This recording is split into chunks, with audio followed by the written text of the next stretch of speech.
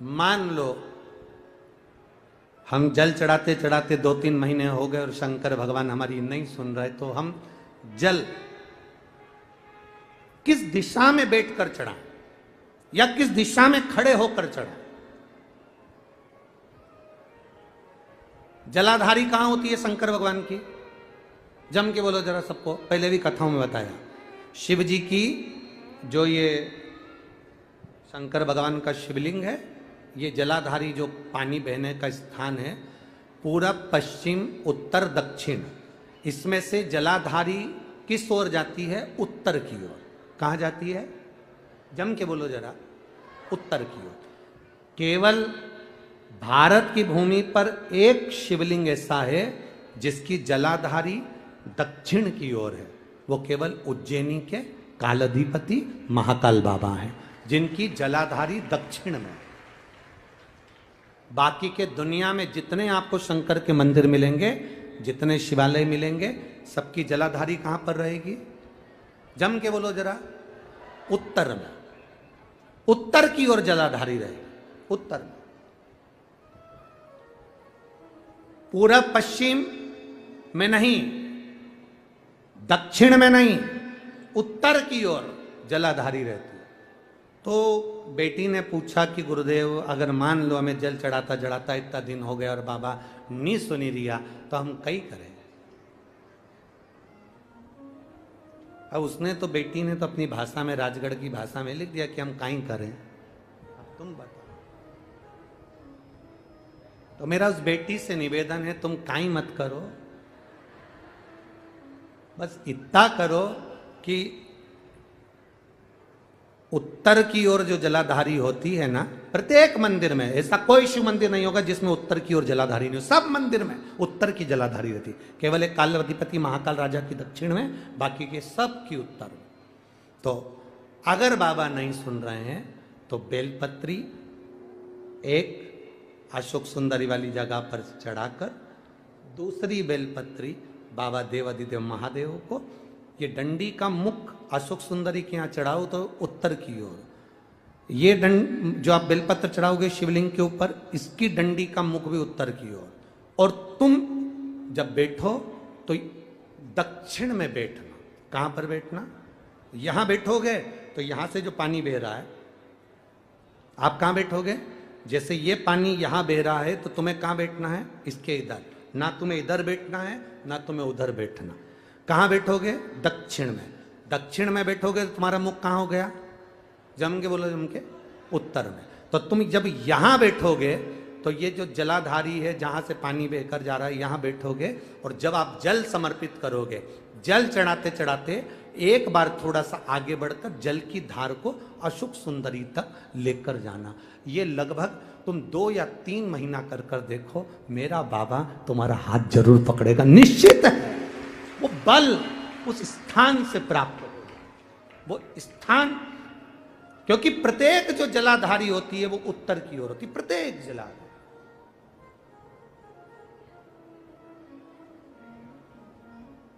लोग हमसे कहते हैं,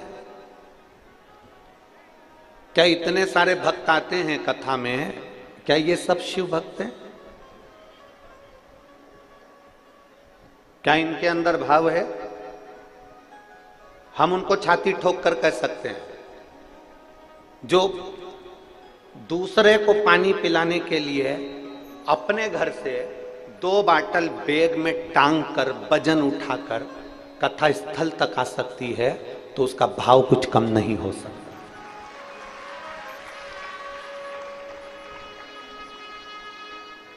उसका भाव कम नहीं हो सकता, उसके भाव में कोई कमी नहीं हो सकती,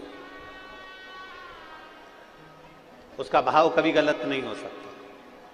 ये मेरी जितनी जीजियां बैठी हैं ना, जितनी माताएं बैठी है, जितने मेरे जीजा बैठे हैं, मेरी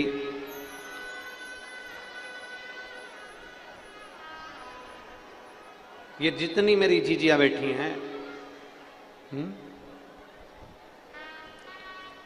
जितनी मेरी जीजियां बैठी हैं, इनसे कोई कह दे कि तुम 2 बैग उठाकर, 4 बैग उठाकर चलना, 3 बैग उठाकर चलना, या किसी के लिए कुछ लेकर चलना, वहां जाकर देना, नहीं। केवल एक शिव महापुराण की कथा एक ऐसी है जिसमें इनका भाव झलकता भी है और भगवान की भक्ति इनके हृदय में समाहित भी होती है।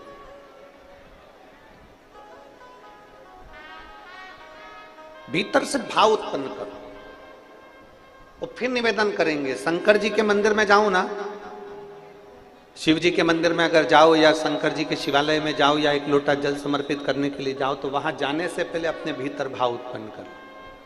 कौन सा भाव उत्पन्न करना है? कि मैं अपने घर से जल लेकर जा रही हूं, मैं अपने घर से पानी लेकर जा रही हूं, मैं अपने घर से जल लेकर जा रही हूं और वहां मैं भगवान देवादिदेव महादेव को जल समर्पित करूंगी, शिव जी को जल चढ़ाऊंगी, मंदिर में झाड़ू लगाऊंगी, पोछा लगाऊंगी और भगवान देवादिदेव महादेव का श्रृंगार करूंगी। हाँ, यदि मार्ग में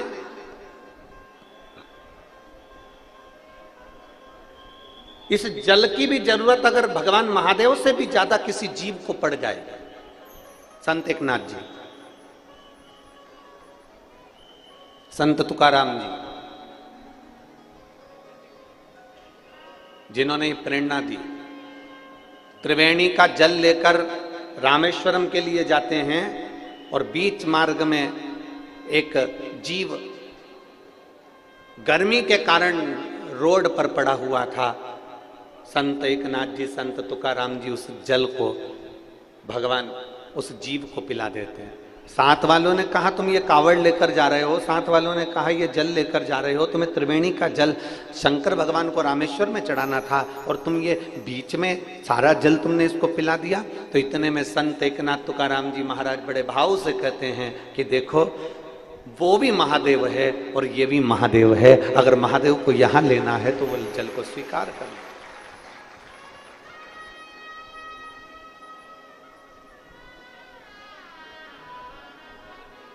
कल शाम का एक प्रसंग है। कल कोई कह रहा था, गुरुजी आप 2 बाटल जल लाने का बोलते हो, 1 बाटल का क्यों नहीं कहते? हमने कहा वो 1 बाटल उसके खुद के काम की रहेगी, और अगर वो 2 बाटल जल लेकर आ रहा है ना, तो उसके अंदर ये भाव है कि मैं दूसरे को पिलाने के लिए लेकर जा रही हूं। अगर हम दूसरे को समर्पण करने का भाव रखते हैं तो भोलेनाथ भी अपना सर्वस्व तुम्हें लुटाने का भाव अपने भीतर रखते हैं।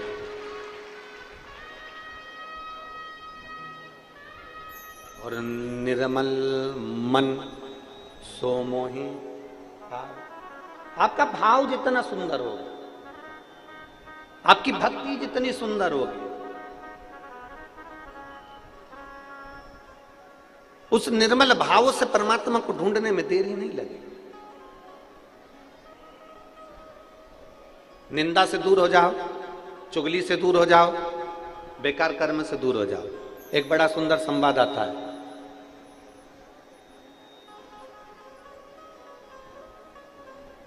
एक राजा ने ब्राह्मणों का भोज रखा। संतों को भी बुलाया, गुरुओं को भी बुलाया और ब्राह्मणों को भी बुलाया। बड़ा भंडारा है। राजा ने कहा इतने सारे लोगों का भोजन बनेगा, भंडारा बनाने के लिए खुले में बना लिया जाए। ग्राउंड देखा, एक खेत देखा, जमीन देखी, उस पे भंडारा बनना चालू हो गया। कितना दूर रहना निंदा से, कितना दूरी बनाकर रखना इस निंदा से। जिस पर हम बैठे हैं, जिस पर हम बैठे हैं, इसको क्या कहते हैं? जम के बोलो जरा। इसको कोई प्रधानमंत्री की कुर्सी तो नहीं कहता, इसको कोई राष्ट्रपति की कुर्सी तो नहीं कहता, इसको कोई मुख्यमंत्री की कुर्सी तो नहीं कहता, इसको कोई आमदार या खासदार की कुर्सी तो नहीं कहता। इसको क्या कहते हैं? व्यास पीठ। काय के लिए मिली है ये? अगर कोई व्यास वक्ता इस पीठ पर बैठे तो वो क्या करने के लिए बैठा? इस पीठ पर बैठा है वो भगवान की चर्चा करने के लिए, जनमानस को प्रेरणा देने के लिए और जनमानस को मंदिर, शिवालय, देवालय से जोड़ने के लिए बैठा। इस व्यासपीठ की गरिमा यह है कि इस व्यासपीठ से एक भी शब्द निंदा का ना निकले, किसी के लिए अपशब्द ना निकले।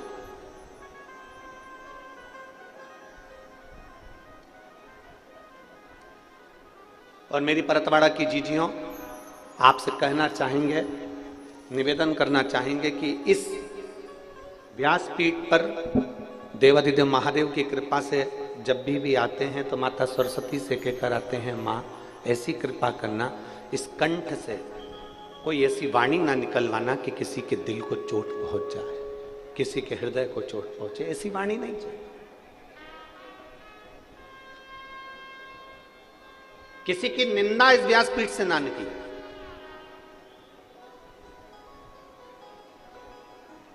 किसी व्यक्ति विशेष के नाम से कोई शब्द, कोई निंदा इस व्यासपीठ से ना निकले, इस गादी से ना निकले। कारण निंदा का प्रतीक, निंदा का फल क्या है, निंदा का पाप क्या है, ये हमारे शास्त्र कहते आए। एक राजा ने एक भंडारा करा, ब्राह्मण भोज करा, सबको बुलाया, संत महात्मा गुरुजन सब भोजन करने के लिए आए। सब भोजन बन रहा था खुले में, एक चील उड़ी, उसने सांप पकड़ा, सांप लेकर उड़ी, सांप ने विष उगला, वो विष खीर में जाकर गिर गया,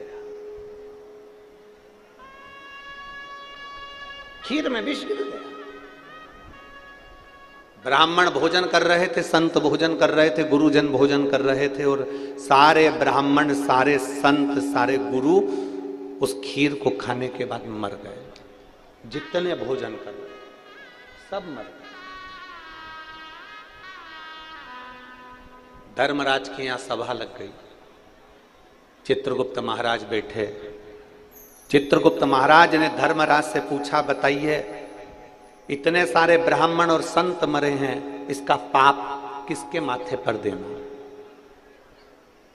इसका पाप किसके पल्लू में बांधना है? इतने ब्राह्मण, इतने संत मरे, इसका पाप किसके माथे पर दिया जाए? राजा के माथे पर, जिसने ब्राह्मण संत भोज रखा,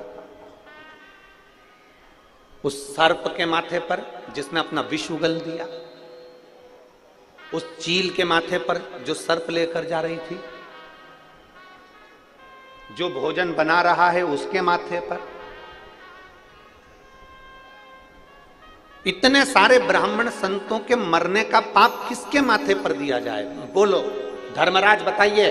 मैं किताब लेकर बैठा हूं, मुझे इसमें निर्णय देना है, अब बताओ किसके माथे पर दिया जाए? धर्मराज ने कहा 4 दिन रुक जाओ, उसके बाद में निर्णय लेंगे कि इसका पाप किसके माथे पर दिया जाए। 4 दिन निकले, राजा के नगर में 4-5 संत ब्राह्मण और आ गए। उन्होंने एक स्त्री से पूछा, माता जी राजा का भवन कहाँ है? स्त्री ने पूछा, क्यों? हमें भूख लगी है तो राजा के भवन में हम भोजन करेंगे। स्त्री ने कहा, बाबा सामने राजा का भवन है, परंतु हमारे यहाँ का राजा ऐसा है कि भोजन में जहर मिलवाकर ब्राह्मण संतों को मार डालता है। ऐसा खोलला राजा है हमारे यहाँ का, ऐसा बेकार राजा है हमारे यहाँ का। संत ब्राह्मण वापिस लौट गए। धर्मराज ने चित्रगुप्त को बुलाया और बुलाकर कहा, जो ब्राह्मण और संत मरे थे उनके मरने का पाप इस स्त्री के माथे पर डाल दिया जाए। उनके मरने का पाप इस स्त्री के माथे पर डाल दिया जाए, क्योंकि इसने निंदा करी है।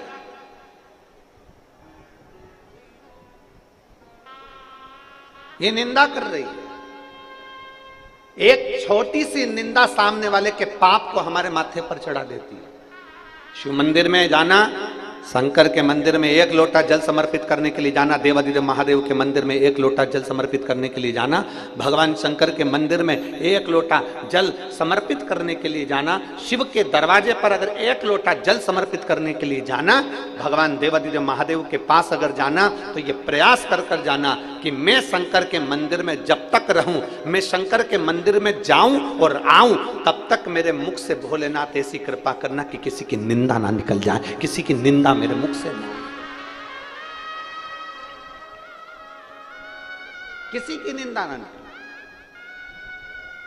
बन सके तो हमसे भजन बने। आप अपने घर से लोटा भरकर जब जल लेकर निकलो ना, तो जल लेकर निकलो तो मुख से श्री शिवाय नमस्तु, श्री शिवाय नमस्तु, श्री शिवाय नमस्तु। जब आप निकले अपने घर से, भगवान का मंत्र जाप करते हुए चलें। श्री शिवाय नमस्तुभ्यम बोलते हुए चलें। पंचाक्षर मंत्र नमः शिवाय बोलते हुए चलिए। षडाक्षर मंत्र ओम नमः शिवाय बोलते हुए चलिए। भगवान का भजन गुनगुनाते हुए चलिए। ये मत सोचना कि कौन हमको देख रहा है, कौन हमको नहीं देख रहा। आपकी चित्तवृत्ति को आप जितना शंकर से जोड़कर चलोगे, उतने आपकी जिंदगी की एक आनंदता उत्पन्न हो जाएगी। अपने जीवन का एक सुख उत्पन्न हो जाए।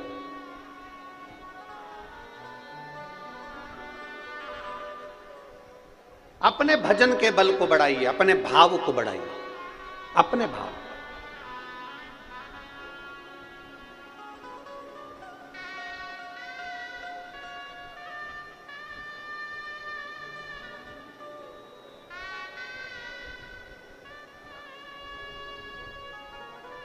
कल हमने हमारे साथ में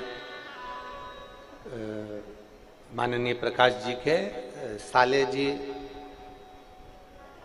अभी हमको कृष्ण की भूमिका वो निभा रहे हैं, रथ के सारथी बनकर लाना ले जाने का कार्य कर रहे हैं।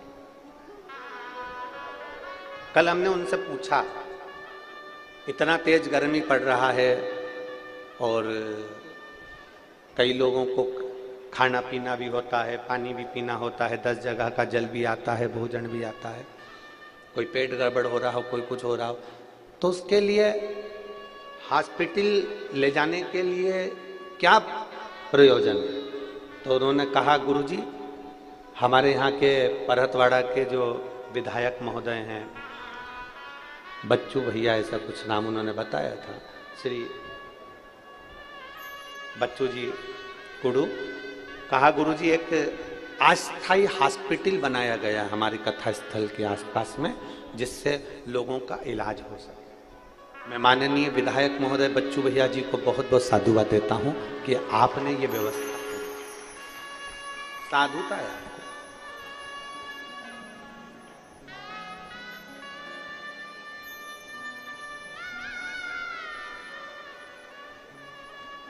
बताया कि कुछ बसें भी चलवाई जिससे निशुल्क लोग जाना आना कर रहे हैं। हम उनको बहुत साधुता देते हैं, बहुत साधुता। एक विधायक होने पर ऐसा निर्मल भाव अगर आपके अंदर शंकर जी के प्रति है तो ये शिव की ही कृपा है और आपके माता पिता की कृपा है। साधुता। अपने भाव को शुद्ध बनाइए।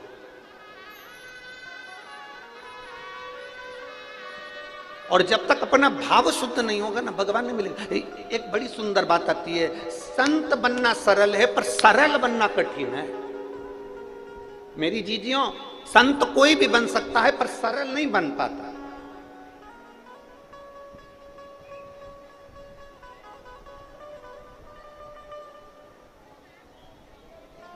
ये कंठी काय के लिए पहनते हो? तुलसी की।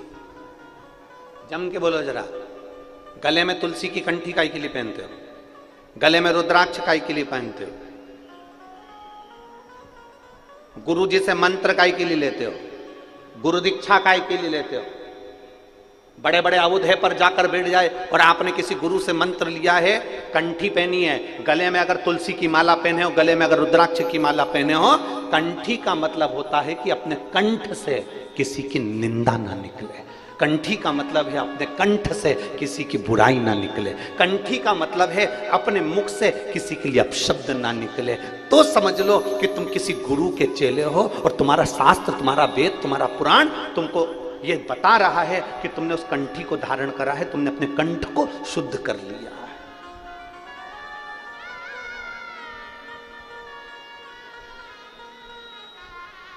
कंठी का मतलब केवल ये नहीं है कि हमने दिखावा कर दिया कि हमने अपने गुरु का मंत्र ले लिया। कंठी का मतलब ये नहीं है कि हमने दिखावा कर लिया और हम उस गुरु के चेले हो गए ना। कंठी लेने का मतलब है कि कंठ से किसी के लिए अपशब्द ना निकले, कंठ से कोई आड़ी टेढ़ी बात ना निकले।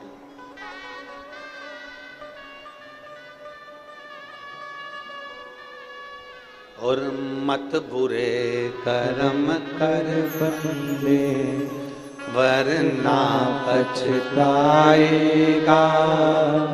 भगवान की आँखों से तू बच नहीं पाएगा, तू बच नहीं पाएगा।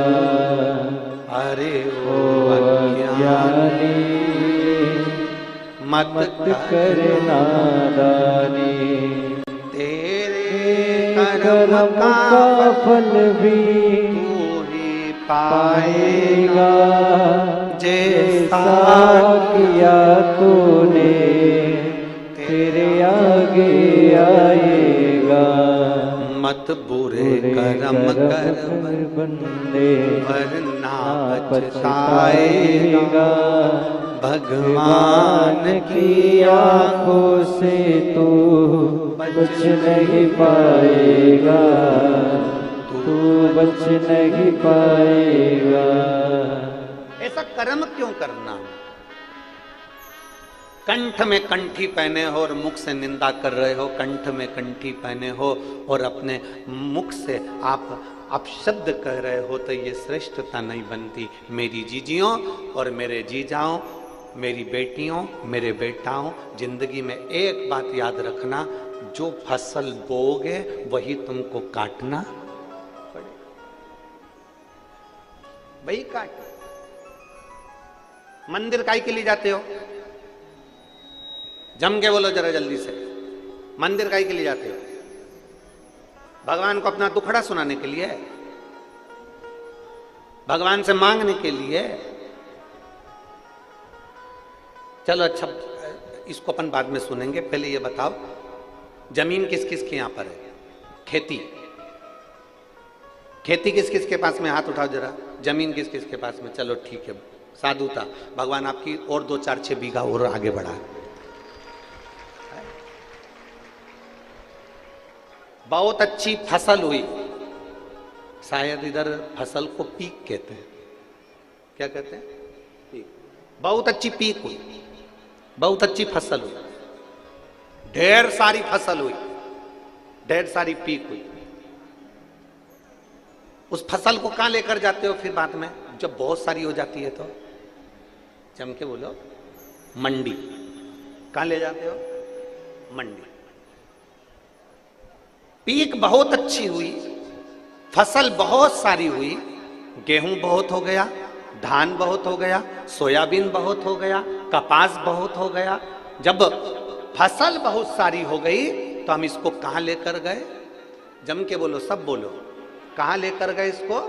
मंडी में लेकर गए। मंडी में ले जाकर हमने गाड़ी को उंडेल दिया, हमने गाड़ी को उंडेला, हमने गाड़ी को खाली कर। फसल ज्यादा हो गई, गेहूं ज्यादा हो गया तो मंडी ले गए, धान ज्यादा हो गया मंडी ले गए, कपास ज्यादा हो गया मंडी ले गए, तो हमने वहां ले जाकर दे दिया। बोलो सही है कि गलत है? सब बोलो जितने बैठे हो, सही है। गेहूं ज्यादा हो गया तो मंडी ले गए, कपास ज्यादा हो गया तो मंडी ले गए, धान ज्यादा हो गया मंडी ले गए, सोयाबीन ज्यादा हो गया मंडी ले गए, फसल ज्यादा हो गई तो मंडी ले गए, सब्जी ज्यादा हो गई तो मंडी ले गए। उसी तरह मंदिर क्यों जाते हैं? शिव पुराण कहते हैं जैसे फसल ज्यादा होती है तो मंडी ले जाई जाती है, पाप ज्यादा होता है तो महादेव के दरवाजे जाया जाता है।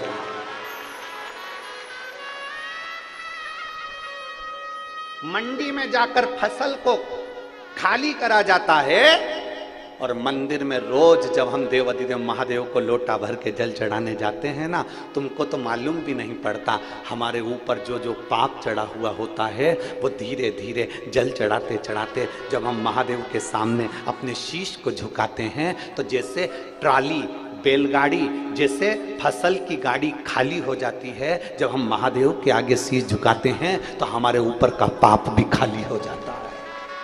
पाप भी खाली।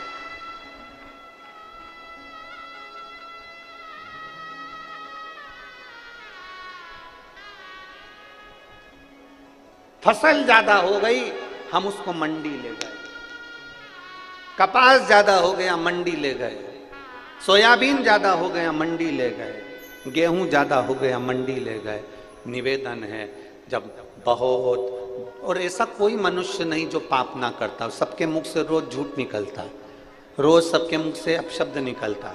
हम कितना भी समझा दे तुमको तो भी तुम मुख से कुछ ना कुछ गाली निकल ही जाएगी, आड़ा टेढ़ा निकल ही जाएगा। हम कितना भी समझा, हम कितना भी बोल दे तुमको, तुम फिर भी कहीं ना कहीं हमारी वाणी से निकल ही जाता। कली काल है ना, कलयुग है ना, हम कितना भी समझा लें तो भी निकल जाएगा। तो क्या करना है हमको? फसल को मंडी लेकर जाओ, तो इस शरीर को कहाँ लेकर जाना है? मंदिर लेकर जाना। फसल मंडी में जाती है, वहां खाली हो जाती है।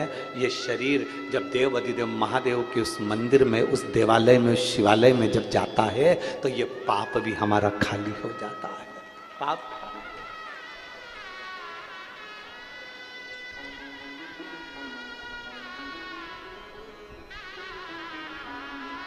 और मेरे बाबा दया करना, मैं तेरे भरोसे हूँ। मेरे बाबा दया करना, मैं तेरे भरोसे ना घर के भरोसे हूँ, ना परिवार के भरोसे हूँ, ना घर के भरोसे हूँ, ना परिवार के भरोसे हूँ।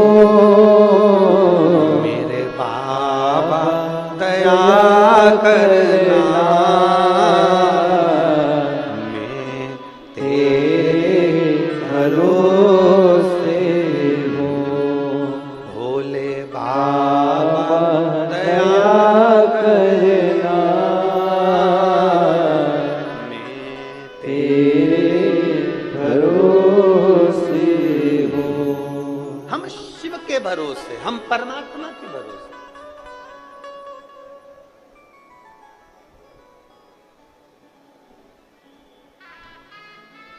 उसके आश्रित हो गए। इस मुख से निंदा ना निकले, इस मुख से अपशब्द ना निकले, कंठी पहनने के बाद कंठ से आड़ी टेढ़ी बात ना निकले। और लिखण वाले तू हो के दयाल लिखना, मेरे जिह्वा पे शिव जी का प्यार लिखना। मेरी इस जिह्वा पर, मेरे इस वाणी पर भगवान का नाम लिखना, अपशब्द ना लिखे। संत बनने के लिए सरल बनना पड़ेगा। शंकर भगवान के लिए, शंकर भोले हैं इसलिए भोला बनना पड़ेगा।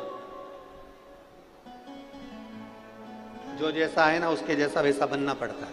मेरी जीजियां बैठी हैं ना, जब ये बच्चे को भोजन कराती हैं ना, बूढ़े से बूढ़े लोग जब बच्चे के साथ खेलते हैं ना तो बच्चा बन जाते हैं। बोलो री जीजियो, सही बात है। और क्या उसकी मम्मी भी क्या तोतरी बोले क्या? नहीं, पर बच्चे के साथ में उसको तोतरा बोलना पड़ता ले। अब वो कितनी कितनी लीला करती है। वो कौआ आया, कौआ आया, कौआ आया, कौआ आया। फिर बच्चे को डराती भी, बच्चा अगर एकदम डरता है ना तो बाबा आया। बच्चा खूब रो रिया हो ना, खूब तेज रो रिया हो तो माँ क्या कह देती है एकदम, बोलो बोलो जम के बोलो, बाबा आया। बच्चा एकदम डर जाता है, रोना, अरे बोलो तो जम के बंद। थोड़ी देर के लिए देखेगा कहाँ आया। जब उसने देख लिया नहीं आया तो फिर मां फिर चिल्लाती बाबा आया। बच्चा रोना बंद। शिव महापुराण की कथा कहती है बच्चा रो रहा है और मां कह देती है बाबा आया, तो बच्चा रोना बंद कर देता है। संसार सागर में आप रो रहे हो और व्यास पीठ से सुन लो कि कोई तुमसे कह दे कि शंकर भगवान आएंगे और तेरा दुख मिटा कर जाएंगे, समझ लेना बाबा आएगा और दुख मिटा कर जाएगा। रोना बंद। मेरे बाबा दया करना, मैं तेरे भरोसे हूँ। मेरे बाबा दया करना, मैं तेरे भरोसे। रोना बंद। अब क्या रो, अब बाबा आ गया, बाबा आया, बच्चे ने रोना बंद करा। माँ को बच्चे के साथ बच्चा बनना पड़ता है। माँ को जैसा बूढ़ा व्यक्ति भी है ना, तो बूढ़े के साथ बूढ़ा बनना पड़ता है। माता पिता को बच्चे के अनुकूल चलना पड़ता है, अनुकूल। जैसा वो है उसके अनुकूल रहना पड़ेगा। तो क्या माँ बच्ची है? क्या घर का बुजुर्ग बच्चा है? पर बच्चे के साथ बच्चा बनना पड़ता है। उसी तरह मेरे महादेव भोले हैं, मेरे महादेव भोले भाले हैं, इसलिए उनका नाम है भोले शंकर। तो हमको क्या बनना पड़ेगा? महादेव जैसा भोला बनना पड़ेगा। जब आप भोले बन जाएंगे, महादेव आपके साथ हो जाएंगे, फिर आपका दुख महादेव का होगा, आपका दुख महादेव। एक पत्र है,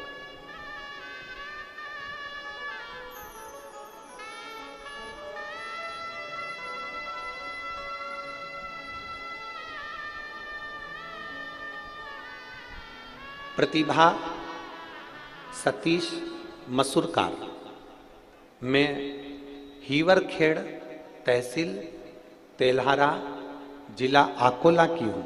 मेरा मोबाइल नंबर ये है, कहीं बैठी हो तो हाथ हिला सकती है। अगर कहीं बैठी हो, अच्छा आप हैं, श्री शिवाय नमस्ते, आ जाओ, एक बेलपत्र ले जाना। मेरा नाम प्रतिभा सतीश मसूरकार है, मैं हीवरखेड़ तहसील तेल्हारा जिला अकोला की हूँ। मेरा मोबाइल नंबर ये है। गुरुजी, मैं एक लोटे जल का क्या वर्णन करूं। मुझे सोराइसिस की बीमारी थी। 13 साल से मेरे शरीर से खाल निकलती रहती थी, उसको कितना भी खुजालो उसमें से खाल निकलती रहती थी। पूरे शरीर में खुजाल चलती रहती और सोराइसिस की बीमारी थी। 13 साल से 13 वर्ष से लगातार मैं इलाज डॉक्टरों का करवा रही थी। डॉक्टर ने कहा था ये बीमारी मरते दम तक रहती है, इस बीमारी का कोई इलाज नहीं, बीमारी ठीक नहीं हो सकती है, डॉक्टर ने कह दिया था। तब मैंने दवाई तो खा रही थी, टीवी पर आपकी कथा सुनना प्रारंभ करा और टीवी पर कथा श्रवण करना प्रारंभ करा। एक लोटा जल देवादिदेव महादेव को समर्पित करती, उस जल को लाती, पीती और अपने शरीर पर लगा लेती। गुरुदेव, मैं बाबा का क्या गुणगान करूं, जहां दवाइयां असर ना कर पाई। सोराइसिस की बीमारी मरते दम तक रहती है, लोग कहते हैं, डॉक्टर कहते हैं, पर मेरे देवादिदेव महादेव ने मुझे 4 महीने में अच्छा कर दिया और बाबा की कृपा से आज मैं पूर्ण तरह से ठीक हूं और मेरी बीमारी भी ठीक है। ये शिव तत्व, अब शरीर में मुझे वो बीमारी नहीं रही। शिव तत्वता शंकर वो भिड़ी। एक माने एक लाइन लिखी है, देखिए,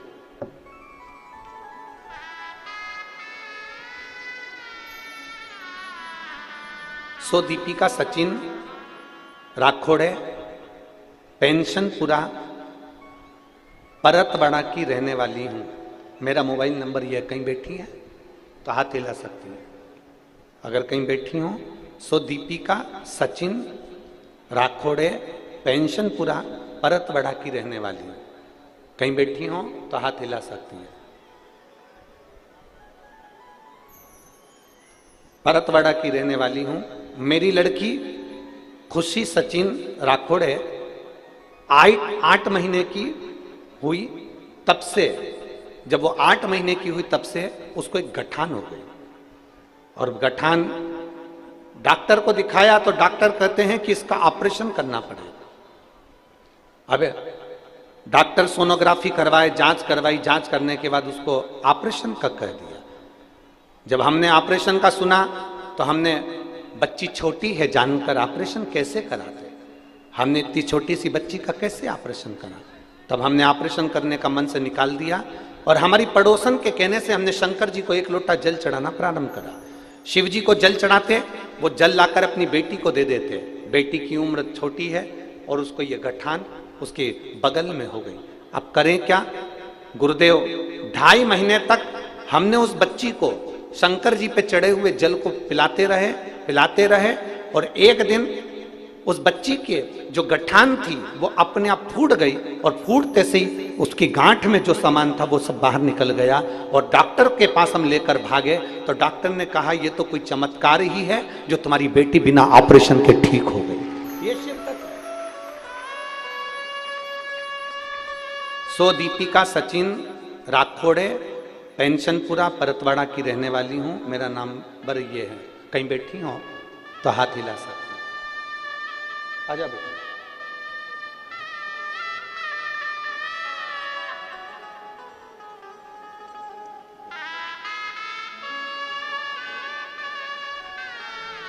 ठीक है ना, शरीर पूरा ठीक हो गया, हाथ वगैरह पूरे शरीर का था।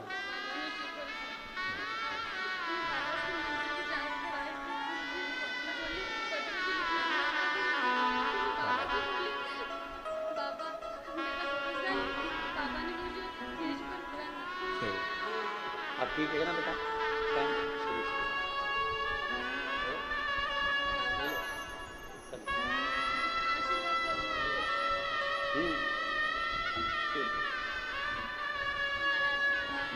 अब ठीक है ना शरीर? 13 वर्ष से सोरायसिस की बीमारी थी, पूरा शरीर खुजाते, पूरे शरीर में थी और देवाधिदेव महादेव ने आज पूरा शरीर बाबा की कृपा से ठीक हो गया। ये उभरी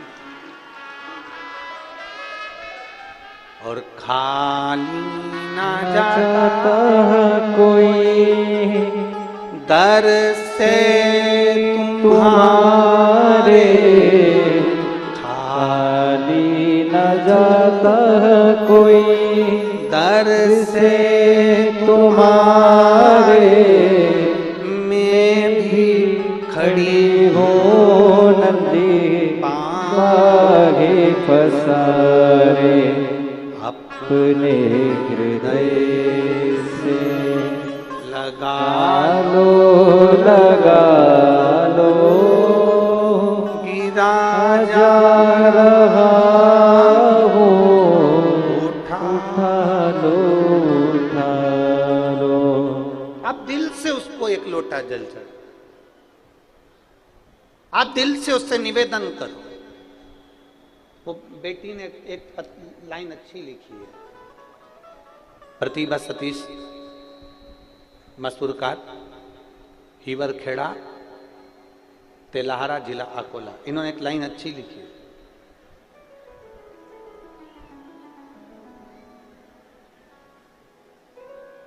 मैं शिव जी के मंदिर में जाकर कहती थी कि बाबा मेरे भरोसे को टूटने मत दे। लाइन अच्छी है, मेरे भरोसे को टूटने मत देना। और यदि भरोसा पक्का है ना, शंकर जी को रामचरितमानस में विश्वास कहा है। तुलसीदास जी कहते हैं शंकर विश्वास रूपिणो, शिव विश्वास। मेरे जीजाओं, मेरी जीजियों, मेरी बेटियों, मेरे बेटाओं, अगर आपका विश्वास पक्का है ना, अगर विश्वास पक्का है तो ये निश्चित है कि मेरा महादेव तुम्हारी झोली भरने में देरी नहीं करेगा। पक्का भरोसा दृढ़ी रखना, भरोसे को कम मत होने दो। और जो कहते हैं भगवान हमारी नहीं सुनता, उनसे निवेदन करूंगा किसी कथा के पंडाल में बैठकर, जब कुबेरेश्वर धाम से मेरा कुबेर भंडारी कथा वाचने के लिए आया हो, मेरा कुबेरेश्वर धाम से कुबेर भंडारी जब कथा वाचने के लिए आए, उस पंडाल में 7 दिन 5 दिन बैठकर विनती कर कर देखना, अगले पंडाल में तू खुद पत्र लेकर पहुंचेगी कि मेरे बाबा ने मुझे ये दिया है।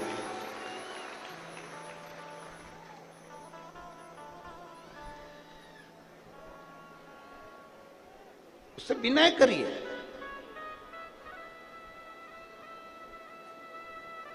अपने भीतर हम बहुत सारे जैसे कचरे की गाड़ी होती है, तो कचरे की गाड़ी में अगर कचरा भरा रहे तो कचरा सड़ता है, उससे गाड़ी भी जम के बोलो सड़ती है। अनाज की गाड़ी में अनाज भरा रहे तो अनाज सड़ जाता, अनाज सड़ा तो नीचे से गाड़ी सड़ जाती। आपने जो अपने अंदर भर कर रखा है वो हमारे शरीर को सड़ा रहा है।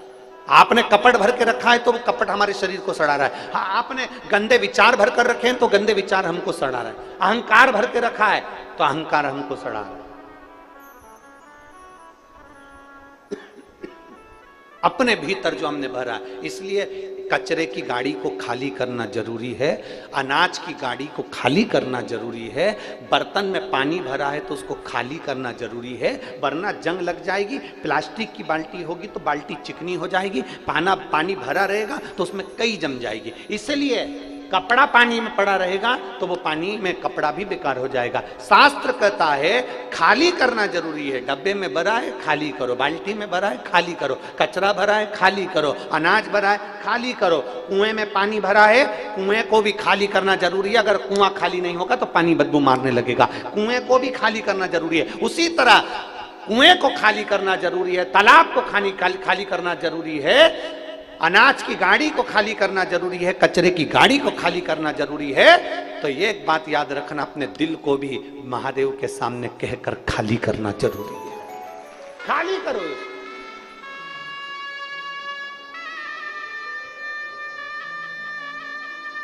ज्यादा दबा दबा कर रखोगे ना तो वो कहते हैं ना, ज्यादा दबा दबा के खाओगे तो दवा खाने जाओगे। अरे बोलो तो जम के एक बार फिर से बोलो, दबा दबा कर खाओगे दवा खाने जाओगे। इसलिए शास्त्र कहता है 2 हिस्सा खाओ, 1 हिस्सा पानी के लिए रखो और 1 हिस्सा थोड़ी सांस लेने के लिए रख ले, दम। परंतु व्यक्ति सोचता है बिस्कुट आ रहा है आन दो, पानी आ रहा है आन दो, कोल्ड ड्रिंक आ रहा है आन दो, कुरकुरे आ रहे आन दो, वेपर्स आ रहे आन दो, सब ले लेके रख लिया और पूरी कथा में कथा तो कम सुनी और दिन भर बैठी बैठी बैठी बैठी बैठी बैठी बैठी। अब इतना खा लिया कि अब लोटा, अब इतना खाया तो फिर अब विचार कर रही कहां से निकलूं,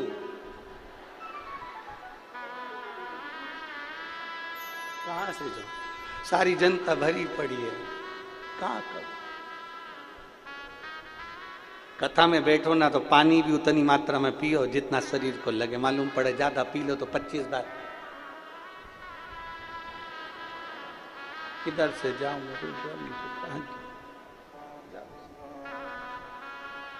भाई जो दवा दवा कर खाता है वही दवा खाने जाता है।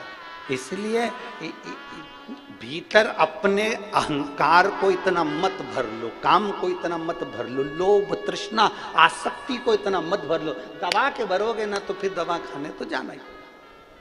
फिर अंदर इतना भर लिया, उसने मेरे को ये बोल दिया, रखते गए रखते गए रखते गए, उसने ऐसा कर दिया, रखते गए रखते गए रखते गए रखते गए। भीतर एक उत्तर प्रदेश में एक महादेव का मंदिर है, गंगा नदी के तट पर।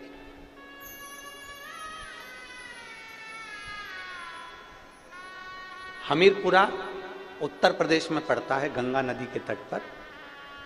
हडिम्बेश्वर महादेव, आप सब उसका नाम बोलेंगे, हडिम्बेश्वर। हिडिंबा जो थी वो भीम की धर्मपत्नी थी, उसी के नाम से ये मंदिर है, हडिम्बेश्वर महादेव। कौन सा मंदिर? जम के बोलो जरा सभी लोग, हडिम्बेश्वर महादेव। हमीरपुरा उत्तर प्रदेश, गंगा नदी के तट पर यह मंदिर है। कौन ने निर्माण किया, कौन ने बनाया? अगर हमारे शास्त्रों को उठाकर देखा जाए तो उसमें वर्णन आता है हडिम्बेश्वर महादेव जब पांडव वन में विचरण कर रहे थे और भीम पहरा दे रहे थे, हडिम्ब की बहन हिडिम्बा उसने देख लिया भीम को देखा, पेड़ पर चढ़ के बैठ गई हिडिम्बा, भीम को देख रही। सुबह सुबह भीम ने ब्रह्म मुहूर्त में सुबह के समय पर स्नान करा, एक शिवलिंग का, पार्थिव शिवलिंग का भीम ने निर्माण करा, पेड़ों की पत्ती तोड़कर भीम लाया और उस शिवलिंग पर समर्पित कर दिया। हिडिम्बा देख रही, हिडिम्बा देख रही।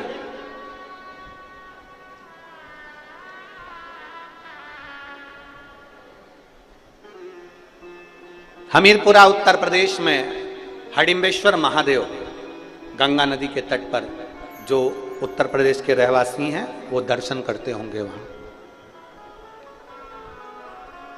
हिडिम्बा देख रही है, भीम ने ब्रह्म मुहूर्त में एक शिवलिंग का निर्माण करा, पार्थिव शिवलिंग का निर्माण करा, वृक्ष की पत्ती तोड़कर लाया और भगवान शंकर को चढ़ा दिया, हाथ जोड़ के बैठ गए।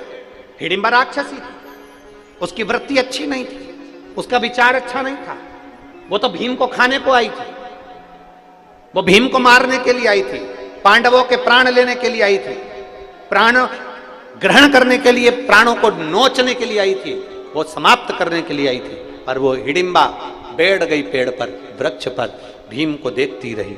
एक दिन निकल गया, भीम को देखती रही, 2 दिन निकल गया, भीम को देखती रही, हिडिम्बा से रहा नहीं गया।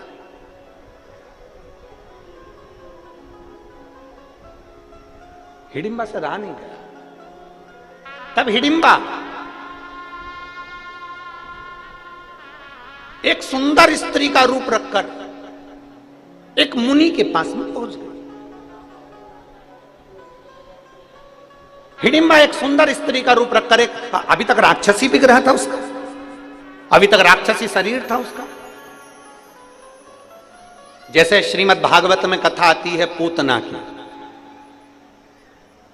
राक्षसी थी, पर भगवान को दूध पिलाने के लिए जब जाती है तो बड़ी सुंदर गोपी का रूप रखकर जाती है, बड़ी सुंदर बनकर जाती है पूतना, बड़ी सुंदर, स्तनपान कराने के लिए जाती है। उसका नाम था पूतना, जो घर में पूत ना रहने दे, उसका नाम पूतना था, बड़ी सुंदर,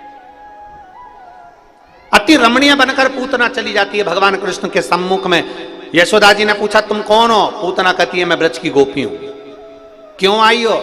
जब लाला का जन्म हुआ तो बधाई लेने नहीं आई थी, इसलिए आज बधाई लेने के लिए आई। अच्छा, हाँ। शंकर भगवान आए थे, यशोदा जी ने लाला को शिव जी की गोद में नहीं दिया था। पूतना सुंदर रूप रखकर आई तो लाला को गोदी में दे दिया। यशोदा जी ने कहा बहन तू इसको संभाल, मैं तेरे लिए बधाई लेकर आती। भगवान कृष्ण ने सुन लिया था कि इसने मुझे पूतना को बहन बोला है, तो मेरी मैया यशोदा की ये बहन है तो मेरी मासी है। अब भगवान कृष्ण को क्या मालूम था कि ये मासी नहीं, गले की फांसी है। उनको क्या मालूम था?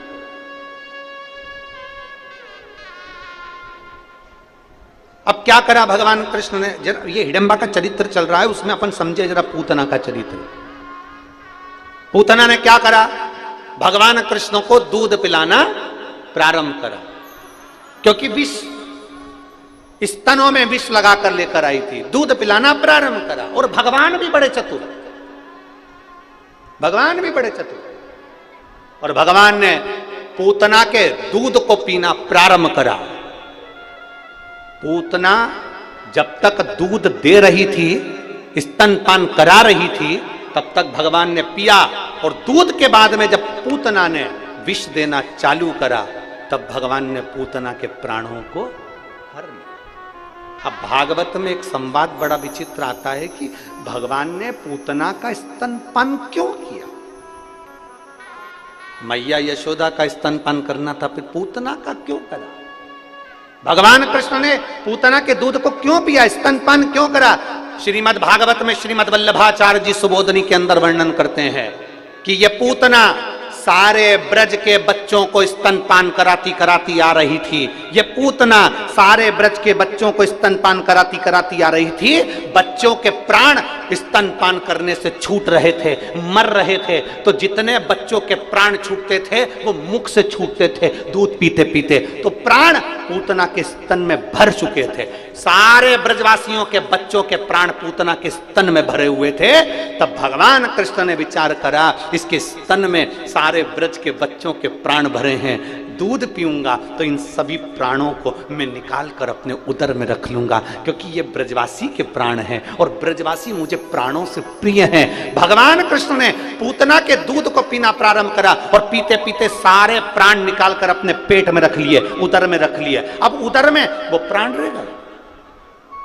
छोटे छोटे ब्रजवासी के बच्चों के प्राण भगवान के पेट में रह गए। समय आया, भगवान धेनु चराने के लिए जाते, उससे पहले भगवान जब बाल्यावस्था में थे तो भगवान ने मिट्टी को उठाकर खा लिया। बोलो, कथा सुनी कि नहीं सुनी सबने? जम के तो बोलो जरा, सुनी है ना? भगवान ने क्या करा? अपने चरण की रज को उठाकर खाया। अपने पांव की मिट्टी को भगवान कृष्ण खा रहे, अपने चरण की रज को भगवान खा रहे। अब दुनिया के लोगों ने कुछ भी बोला हो कि चरण की रज क्यों खाई, माता को ब्रह्मांड का दर्शन कराना था, पृथ्वी का दर्शन कराना था, पूरे विश्व का दर्शन कराना था, पर भगवान कृष्ण से कोई पूछे कि तुमने ब्रज की रज अपने मुख में क्यों खाई, तब भगवान कृष्ण का वाक्य रहेगा, जिन ब्रजवासियों के प्राण पूतना ने हरे थे उनके प्राण मैंने स्तन में से निकाल कर अपने पेट में रखे थे। ये बाहर के ब्रजवासियों का उद्धार तो मेरे चरण की रस से हो जाएगा, पर जो अंदर ब्रजवासी पड़े हुए हैं इनका उद्धार कैसे होगा? तब भगवान ने अपनी चरण की रज खुद खा ली और अंदर बैठे हुए जीवों का कल्याण कर दिया। अपने चरण की रज स्वयं पार, स्वयं अपने चरण। हिडिंबा देख रही है, जैसे पूतना सुंदर स्त्री का रूप रख कर गई थी वैसे हिडिंबा बड़ी सुंदर रूप धर कर गई, एक मुनि के सामने पहुंच गई। अड़भंग मुनि अपने वेश में आनंद लेते हुए चल रहे थे। चरण प्रणाम। हिडिंबा ने सुंदर स्त्री का रूप रखकर पहली बार किसी मुनि को प्रणाम करा। ये जब जब साधु संत को देखती थी तो खा जाती थी, आज पहली बार प्रणाम कर रही है। जरा विचार करिएगा, भीम को शिवलिंग की पूजन करते हुए देखा तो हिडिंबा का विचार बदल गया। अब उसने मुनि को संत को खाया नहीं, उनको प्रणाम किया। प्रणाम। लोग कहते हैं इतने सारे लोग कथा में आते हैं, क्या सबका मन बदल जाता है? हम कहें नहीं बदलता, थोड़ा बहुत तो असर आता होगा। थोड़ा बहुत भी अगर असर आ गया ना शंकर की भक्ति का तो बहुत है, उतना धीरे धीरे धीरे धीरे रमता जाए, रमे। और महाराज अभी तक हिडिंबा ने मुनि को, संत को, साधु को, सन्यासी को पकड़कर खाया था। आज पहली बार मुनिवर के हाथ में हाथ जोड़ रही है हिडिंबा, और हिडिंबा ने हाथ जोड़े मुनिवर, प्रणाम किया, नमन। मुनिवर से पूछा, मुनिवर मेरे को आपसे पूछना है, मैंने देखा है मिट्टी का कोई एक ऐसा पिंडी जैसा बनाता है और उसकी पूजन करता है, उसका विधान क्या है? हिडिंबा को मुनि ने कहा ये पिंडी नहीं, ये शिवलिंग है, और जो शिवलिंग की आराधना करता है, 7 वृक्ष की पत्ती को लाकर महादेव के ऊपर समर्पित करता है, उस भूलवश भी एक बेलपत्र अगर महादेव को चढ़ जाती है, मुनिवर ने कहा उसकी मनोकामना पूरी हो जाती है। हिडिंबा ने कहा जो मांगेंगे वो मिल जाएगा, मिल जाएगा। मैं जिस पुरुष को देखी हूं क्या वो मेरा पति बन जाएगा? बन जाएगा। तुम मांग कर देखो। राक्षसी ने केवल पूजन करते हुए देखा तो उसने मन में विचार कर, राक्षसी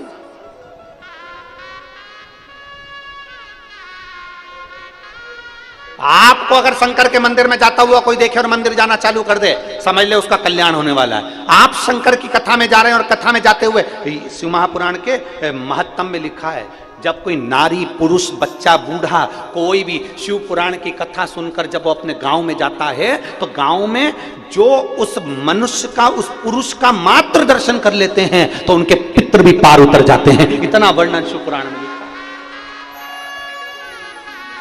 शिव महापुराण में लिखा है, श्री शिवाय, जम के बोलो जरा, श्री शिवाय नमस्तुभ्यम। बोलने वाले के मुख का मात्र दर्शन कर ले तो 71 पीढ़ी में करे हुए सारे पाप छिन्न हो जाते हैं और जीव तीर्थों के दर्शन का फल पा लेता है। उसका मुख का दर्शन, उसके केवल मुखाग्रविंद का दर्शन। अब इतने सारे आप लोग हो, श्री शिवाय नमस्तुभ्यम बोल कर जाते हो, लोग आपका दर्शन करते होंगे, मुख देखते होंगे, आपका चेहरा देखते होंगे, आपका स्वरूप देखते होंगे, कितनों का कल्याण कर देते हो, कितनों का। महाराज इसीलिए आप लोगों से कहते हैं, हम प्रार्थना करते हैं, भगवान देवदेव महादेव का चरित्र कह रहा है, शिव कथा कह रहे, भाव की निर्मलता से परमात्मा की प्राप्ति।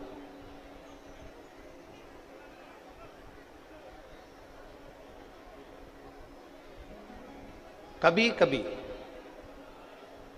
ऐसा हो जाता है कि शिव के करीब होने के बाद भी हमारा भाव निर्मल नहीं हो पाता। एक बार भगवान शिव विराजमान थे, पार्वती जी ने आकर उनके नेत्रों को बंद करा। पार्वती जी ने जैसे ही नेत्रों को बंद करा तो एक अश्रु की बूंद गिर गई, जिससे एक बच्चे ने जन्म ले लिया जिसका नाम अंधकासुर था।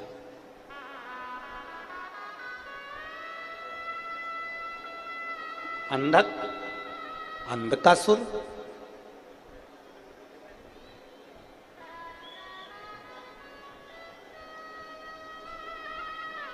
छोटा सा बच्चा माता पार्वती जी ने गोदी में उठा लिया। शंकर भगवान ने पूछा, पार्वती ये कौन है? पार्वती जी कहती है, मैंने जब आपके नेत्र बंद करे तो ये बच्चे ने जन्म लिया आपके आंसू से, आपके अश्रु से।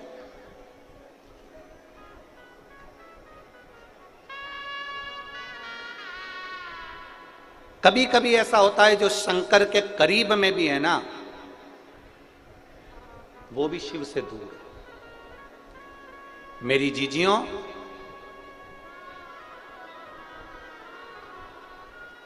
कुछ बातें ऐसी होती है जो हम व्यासपीठ पर भी लेकर नहीं आते। त्रिपुंड लगा लिया, तिलक लगा लिया, भगवान की आरती पूजन भी कर रहे हैं, आराधना भी कर रहे हैं, पर विश्वास परमात्मा के चरणों के प्रति जागृत नहीं हुआ। एक छोटा सा बच्चा, एक लड़का जो जन्म से ही नहीं बोलता, जन्म से ही नहीं सुनता, देखिए उसका पत्र है।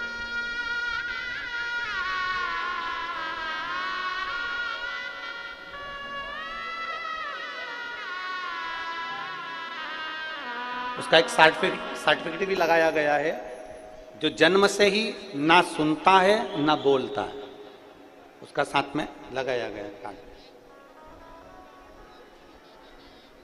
मेरा नाम ज्योति गोपाल भूरेवाल है, मैं जालना महाराष्ट्र से हूं। कहीं बैठी हैं तो हाथ हिला सकती हैं। आप ही हैं? बच्चा आया है के साथ में? लिया इसको, लिया लिया।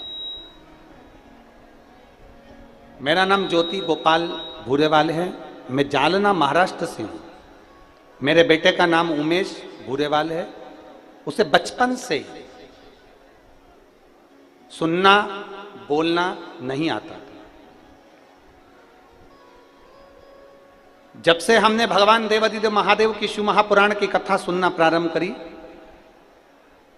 बेटे को एक बार कान में मशीन भी फिट करवाई तो भी वो सुन नहीं पाता था, बोल नहीं पाता था। बचपन से ही उसका ये क्रम था। हम बड़े परेशान हो गए, बच्चे का जीवन क्या करना चाहिए। एक महिला को मंदिर जाते हुए देखा तो हमने उनसे पूछा, आप कहां जाती हो रोज जल लेकर? तो कहीं शिव जी के मंदिर। हमने भी अपने बच्चे के लिए शंकर जी के मंदिर जाना चालू किया और शंकर जी को जल चढ़ाते और उन पर चढ़ी हुई बेलपत्र लाकर अपने बच्चे को दे देते, पानी चढ़ा हुआ लाकर अपने बच्चे को पिला देते। गुरुदेव, जिस बच्चे के लिए डॉक्टर ने भी प्रमाण दे दिया, बोल नहीं सकता, सुन नहीं सकता, आज मैं बाबा के सामने छाती ठोक कर कह सकता हूं कि मेरा बच्चा शिवजी पे चढ़े हुए जल को और बेलपत्र से सुनना भी चालू करा और बोलना भी चालू करा।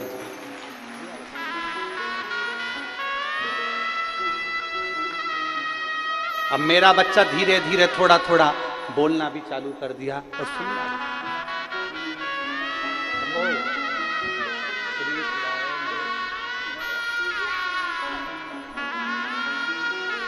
कार्डलेस दे, कार्डलेस दे।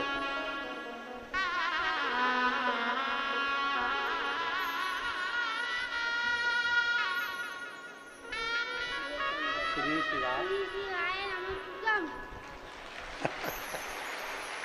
एक बार वापिस आवाज तेज करो इसकी, फिर बोलो।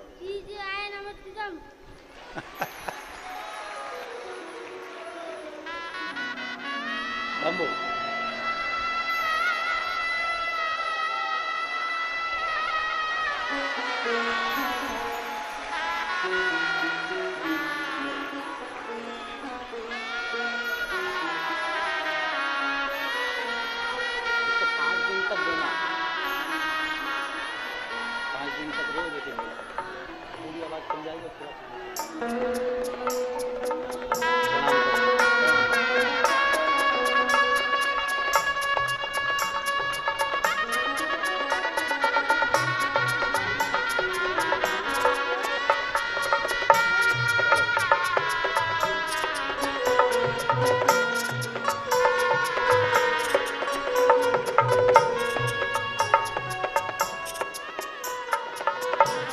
लुटा दिया भंडार काशी वाले ने कर दिया माला माल काशी वाले ने। शिव है, उसका प्रमाण पत्र लगा है जिसमें उसकी वाणी और उसकी श्रवण शक्ति बचपन से नहीं है। ओघड़ दानी है। कोई हमसे पूछे तुम्हारी शिव पुराण में है क्या, हम कहते हैं एक बार दिल से सुनकर तो देख, तब मालूम पड़ेगा कि शिव पुराण में है क्या। क्या देता एक पत्र और है। मेरा नाम कोमल कुणाल हाटेल है। मेरा नाम कोमल कुणाल हटेल, परतवाड़ा 8वाड़ी बाजार पेंशनपुरा से हूँ। कहीं बैठी हो आती है? आ जाओ, एक बेलपत्र ले जाना, आ जाओ। मेरा नाम कोमल कुणाल हाटेल, मैं परतवाड़ा 8वाड़ी बाजार पेंशनपुरा से हूँ। भोले बाबा का मैं क्या गुणगान करूं गुरुदेव। मेरी छाती में दर्द हुआ, मालूम पड़ा सोनोग्राफी में कि गठान हो गई। जब छाती में गांठ हुई, डॉक्टरों ने उसकी जांचें प्रारंभ कर दी और जांच करने पर मालूम पड़ा कि वो गठान कैंसर की है। जब गठान कैंसर की थी, जांच बाहर भी गई और सारी जांचें होकर आई तो मालूम पड़ा कि मुझे छाती में जो गठान हुई थी वो कैंसर की गठान।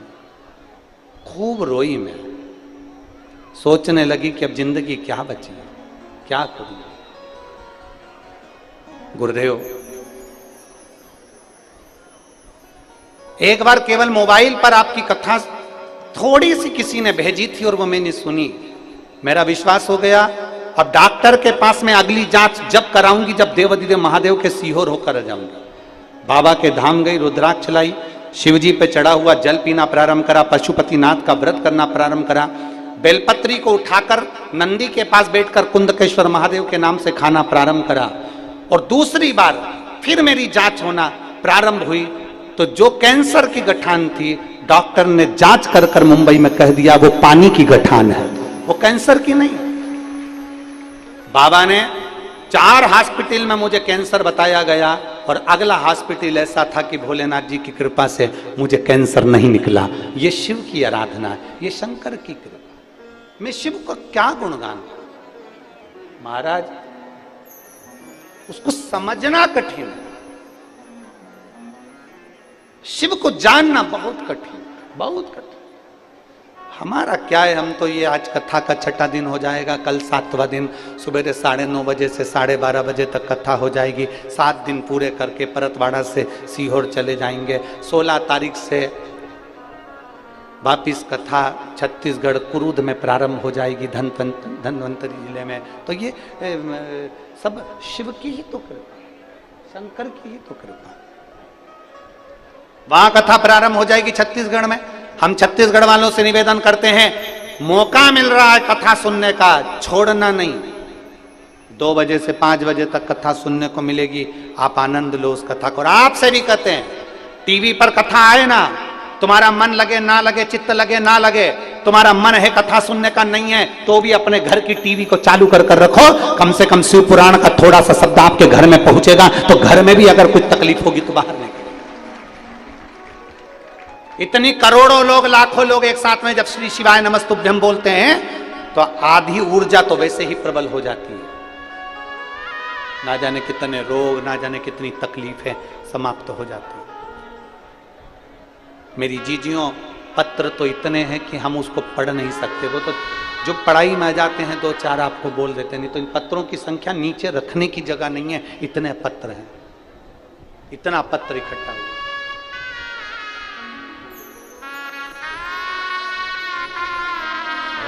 मेरे बाबा तेरी नौकरी सबसे बढ़िया है, सबसे करीब। ओ मेरे बाबा तेरी नौकरी सबसे बढ़िया है, सबसे करीब। जब से तेरा गुलाम हो गया तब से मेरा भी नाम हो गया। जब से तेरा गुलाम हो गया तब से मेरा भी नाम हो गया। वरना बात क्या थी मेरी, वरना बात क्या थी मेरी, सबसे बढ़िया है, सबसे खरी हो। भोले बाबा तेरी नौकरी सबसे बढ़िया है, सबसे खरी। तेरे दरवाजे की चाकरी सबसे बढ़िया है, सबसे खरी। मेरी किस्मत का जब गुल खिला तब जाकर के ये दर मिला।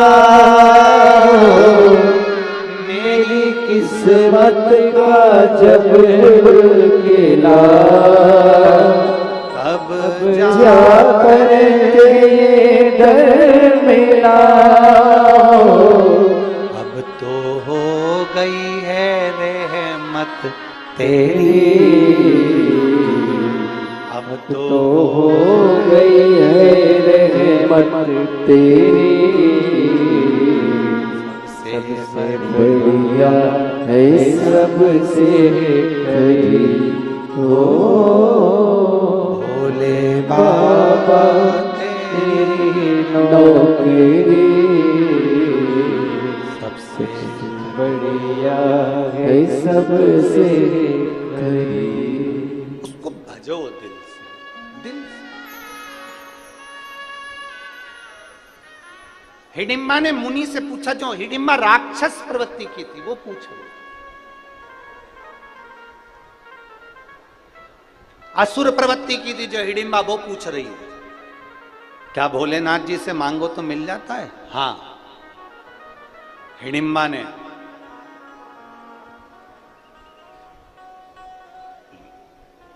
एक शिवलिंग की स्थापना करी, अखंड हिडिंबा वहां बैठ, अखंड, उठती नहीं है, जाती नहीं है, कहीं नहीं, कहीं नहीं जाती है, केवल भजन में लीन। हिडिंबा ने एक नियम बड़ा प्रबल बनाया, बेलपत्र को तो हिडिंबा पहचानती नहीं थी, आसुरी प्रवृत्ति की थी, राक्षस प्रवृत्ति की थी, बेलपत्र को नहीं जानती। आसुरी प्रवृत्ति में अब वो कहां बेलपत्र देखेगी? हमने पहले भी कथा में कहा, यदि आप शिव पुराण की कथा में पहुंचे हो, मंदिर तक पहुंचे हो, तो कहीं ना कहीं शिव की कृपा है। अगर ये श्री ओम प्रकाश जी, श्री प्रकाश जी जायसवाल कथा करवा रहे हैं, तो हमने पहले भी कहा इनके माता पिता की कोई पुण्याई होगी तो ये शिव पुराण की कथा जायसवाल परिवार में है। सुनने वाले की भी पुण्याई है, कथा करवाने वाले की भी पुण्याई है, और कथा बाचने वाले की भी पुण्याई है।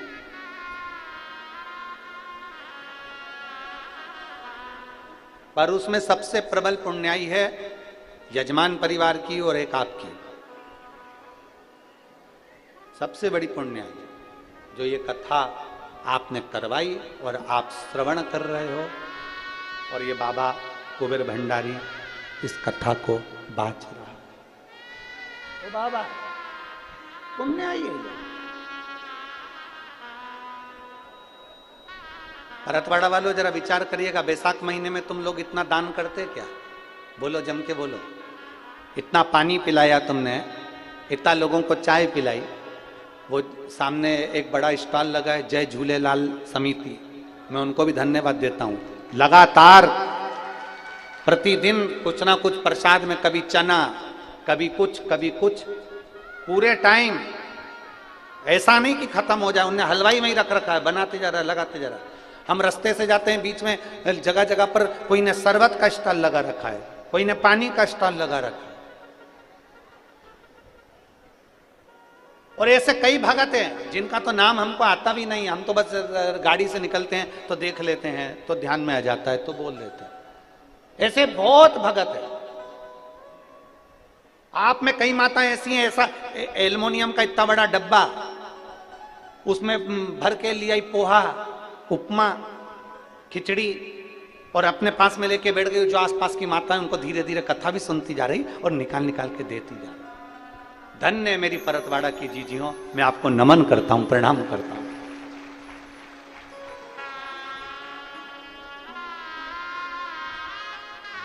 और ये खाली नहीं रहेगा तुम्हारा, जो तुमने जो भंडार लुटाया है ना, लोगों को जो खिलाया है, लोगों को जो दिया है ना, ये खाली नहीं रहेगा,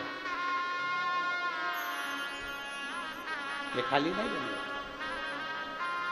हमारे बीच में माननीय विधायक श्री रवि जी राणा जी पधारे हैं, जिन्होंने अमरावती में बहुत सुंदर शिव महापुराण कथा का वाचन करवाया और जनमानस में एक प्रेरणा दी है। आपका दिया गया, आपका खिलाया गया खाली नहीं जाने वाला। ये पुण्य आपके साथ में, ये पुण्य आपका है। हिडिंबा बैठ गई और हिडिंबा बैठकर भगवान शंकर के ऊपर बेलपत्र तो जानती नहीं थी, पत्तियां तोड़कर लिया थी पेड़ पौधों की, वृक्षों की, और वो शिव जी पे चढ़ा देती।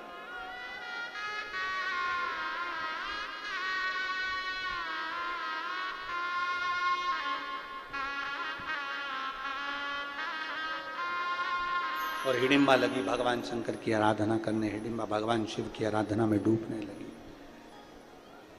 मंत्र नहीं जानती है हिडिंबा, शिव जी के मंत्र जाप को नहीं जानती है हिडिंबा, शंकर जी के मंत्र को नहीं जानती है हिडिंबा।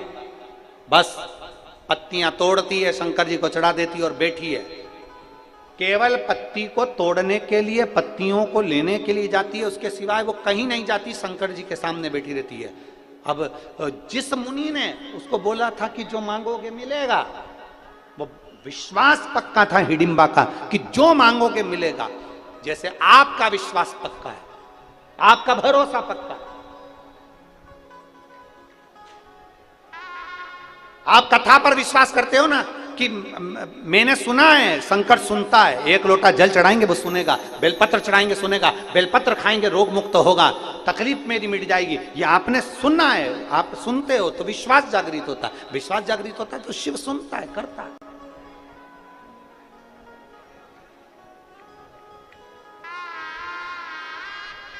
एक माँ ने तो अपने बच्चे का पत्र तो लिखा ही है, साथ में फोटो भी लगा के भेजा और बाकायदा फ्रेम में मड़वा के भेजा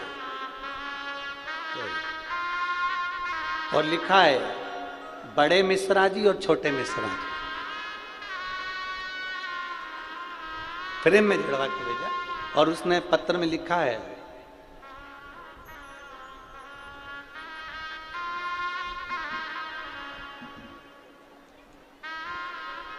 मेरे 4 बच्चे, चारों बच्चों की शादी मैंने एक ही मंडप में करी है, तो लोग कहते थे तेरे यहाँ औलाद नहीं होगी, तेरी बच्चियों के घर संतान नहीं होगी, और वास्तवता थी कि बच्ची के घर में औलाद नहीं हो रही थी।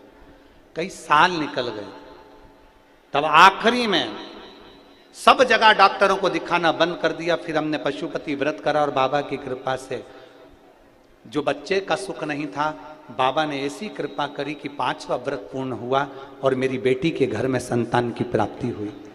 मैं उसका फोटो लगा कर भेज रही हूँ, आप भी देखो टीवी पर लगा। कहीं बैठी हैं क्या नाम है उसका? ललिता विनोद बड़ेल। मैं वाल्मीकि नगर जिला वाशिम की रहवासी हूं, मेरा मोबाइल नंबर ये है। कहीं बैठी हैं? अच्छा, बच्चे को नहीं लाए हैं क्या? नहीं लाए ना।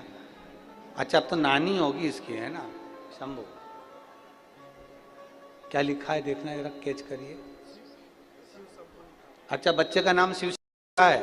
बहुत बहुत साधुवाद, बैठिए, बधाई आपको नानी जी को, शिव कृपा। शिव तत्व है, ओकड़ी है।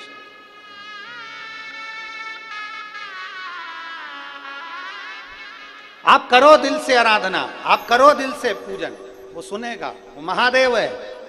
हिडिंबा बैठ गई, पत्तियां तोड़ कर लाती, बैठ जाती, शंकर जी पे समर्पित कर देती। भगवान भोलेनाथ ने ये नहीं देखा कि तूने क्या चढ़ाया, भोलेनाथ जी ने ये नहीं देखा कि तेरा वस्त्र कौन सा है, भोलेनाथ जी ने ये नहीं देखा कि तू पकवान क्या लाया है।